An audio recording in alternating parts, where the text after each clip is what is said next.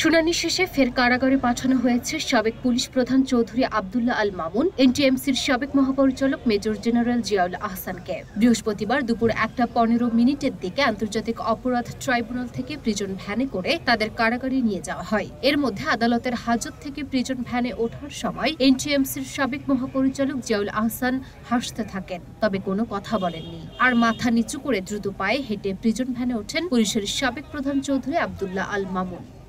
সরেজমিনে দেখা গেছে, আদালতে হাজির করা থেকে শুরু করে শুনানি চলাকালেও বেশ ফুরফুরে মেজাজে ছিলেন জিয়াউল আহসান। শুনানি চলাকালে তাকে আশেপাশের অন্যান্যদের সাথে কথা বলতেও দেখা গেছে। আর হাজত থেকে বের করে প্রিজন ভ্যানে তোলার সময় তিনি মুচকি হেসেছেন, তবে কোনো কথা বলেননি।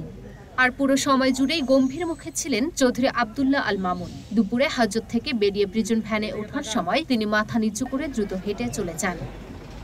একই সাথে অন্যান্য সাবেক পুলিশ কর্মকর্তাদেরও অনেকটা বিমর্ষ অবস্থায় এবং গম্ভীর মুখেই প্রিজন ভ্যানে উঠতে দেখা গেছে। জুলাই আগস্টের গণহত্যার ঘটনায় মানবতা বিরোধী অপরাধের অভিযোগে দায়ের করা মামলায় সাবেক পুলিশ প্রধান চৌধুরী আব্দুল্লাহ আল মামুন, এনটিএমসির সাবেক মহাপরিচালক মেজর জেনারেল জিয়াউল আহসান সহ 8 কর্মকর্তার বিরুদ্ধে 2 মাসের মধ্যে তদন্ত শেষ করতে নির্দেশ দিয়েছেন ট্রাইব্যুনাল।